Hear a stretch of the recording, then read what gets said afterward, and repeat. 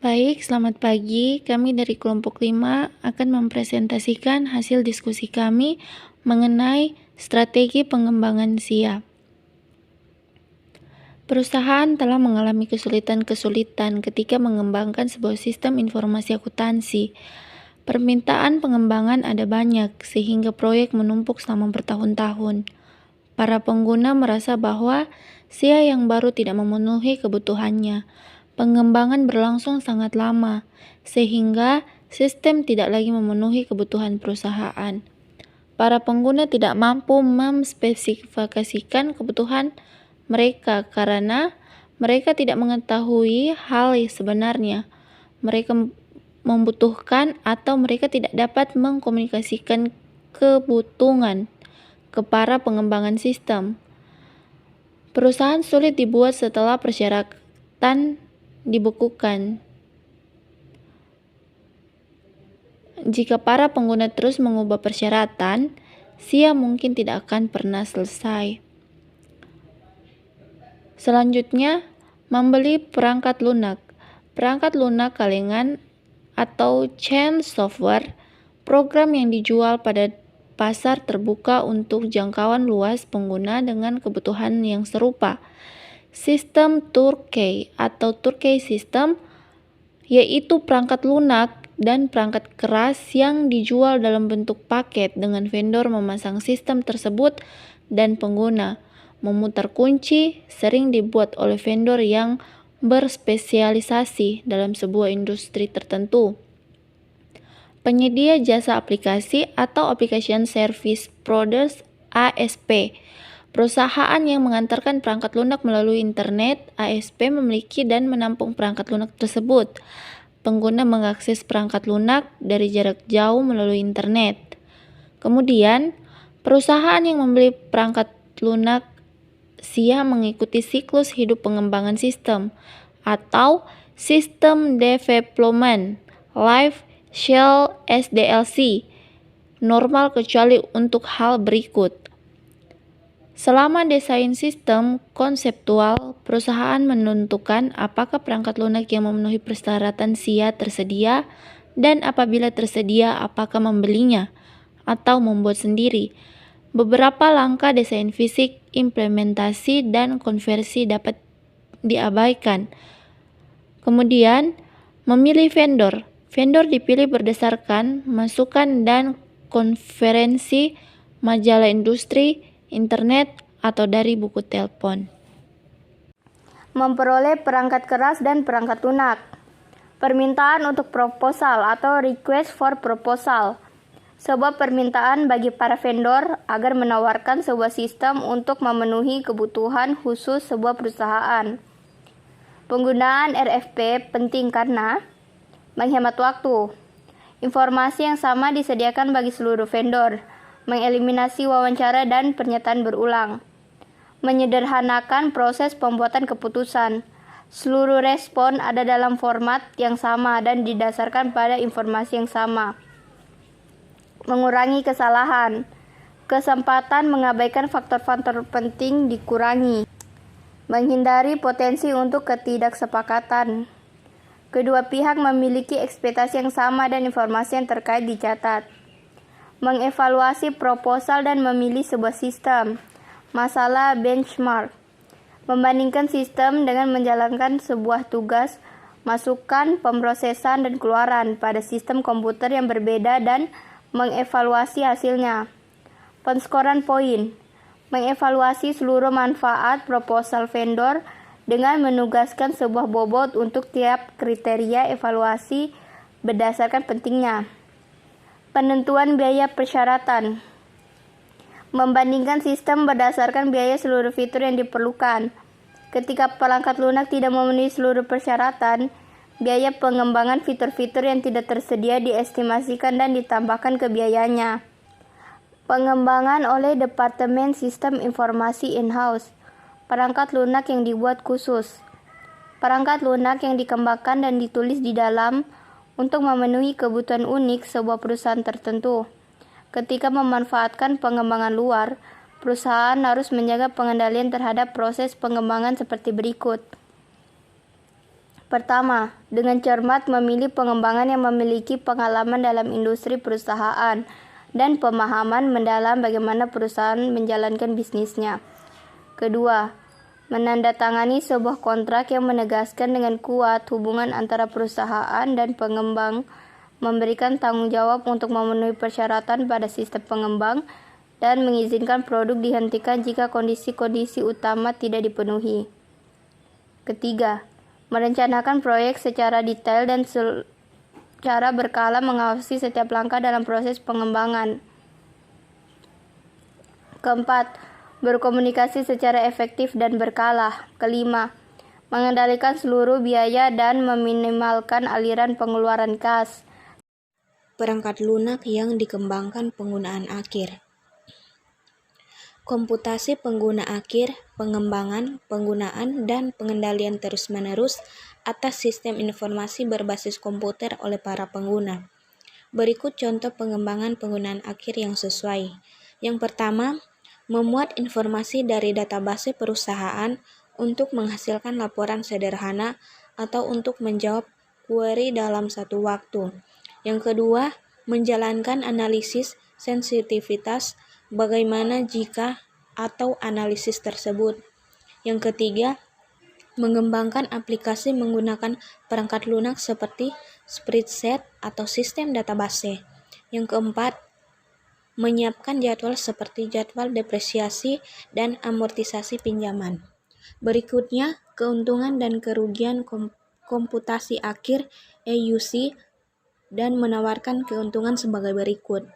Yang pertama, penciptaan, pengendalian, dan implementasi pengguna.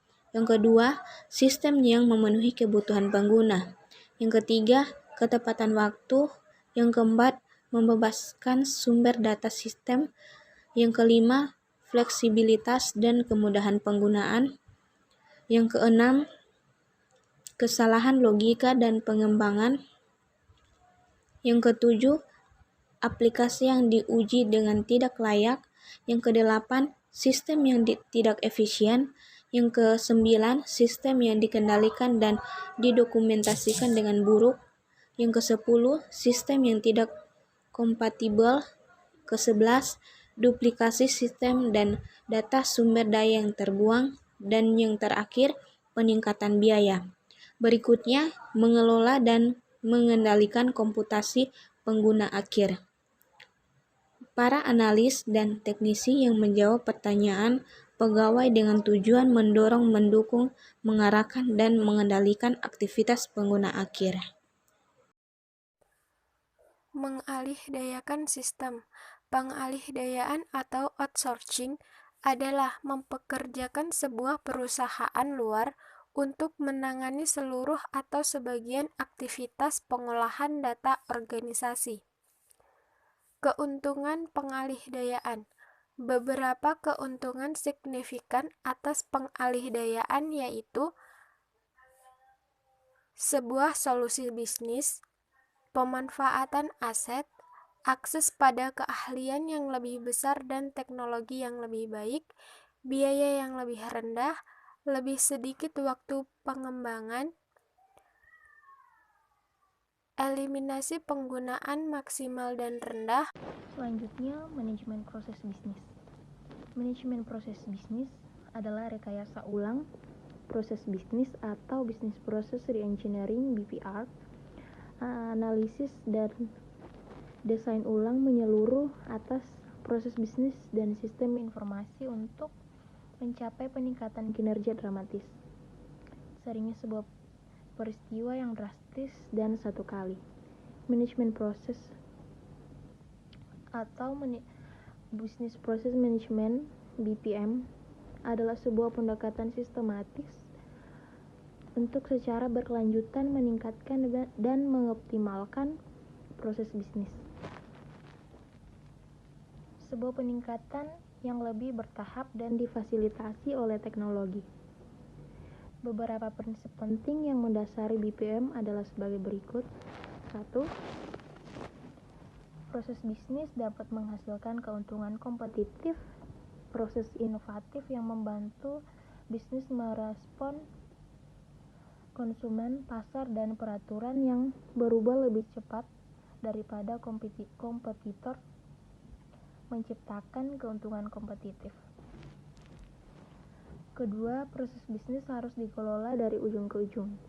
Manajemen proses bisnis atau Business Process Management BPM memandang proses bisnis sebagai aset keorganisasian strategi yang harus dipahami, dikelola dan ditingkatkan.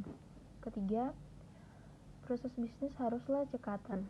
Proses organisasi harus secara berkelanjutan meningkatkan dan mengatur proses bisnis agar dapat bersaing.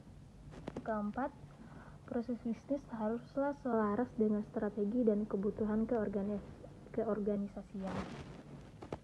Untuk menjadi efektif dan efisien, sebuah perusahaan harus menyelaraskan proses bisnis dengan strategi bisnisnya. Sistem manajemen proses bisnis atau Business Process Management System (BPMS) adalah sistem yang mengotomatiskan dan memfasilitasi peningkatan proses bisnis di seluruh SDLC.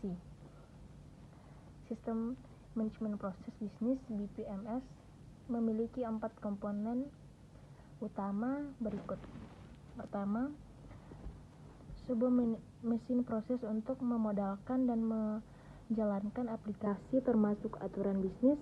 Kedua, analisis bisnis untuk membantu mengidentifikasi dan bereaksi terhadap isu-isu, tren, dan peluang bisnis. Ketiga, alat kolaborasi untuk menghapus penghalang komunikasi. Keempat, pengelolaan untuk menyimpan dan mengamankan dokumen, gambar, dan file elektronik lain. Selanjutnya, prototyping. Prototyping yaitu sebuah pendekatan terhadap desain sistem yang model kerjanya disederhanakan, atau prototipe sebuah sistem informasi dikembangkan. Berikut langkah-langkah untuk mengembangkan sistem dari prototipe, yaitu prototipe operasional. Prototipe yang dikembangkan lebih jauh ke dalam sistem yang sepenuhnya fungsional. Yang kedua, prototipe dibuang, non-operasional. Prototipe yang dibuang, tetapi persyaratan sistem yang diidentifikasi dari prototipe digunakan untuk mengembangkan sebuah sistem baru. Kapan menggunakan prototyping? Yaitu sesuai ketika ada tingkat ketidakpastian yang tinggi. Tidak jelas pertanyaan apa yang ditanyakan, sistem informasi akuntansi tidak dapat dengan jelas divisualisasikan, atau ada kemungkinan tinggi untuk gagal. Berikut kondisi yang mendorong penggunaan prototyping, yaitu keuntungan dari prototyping.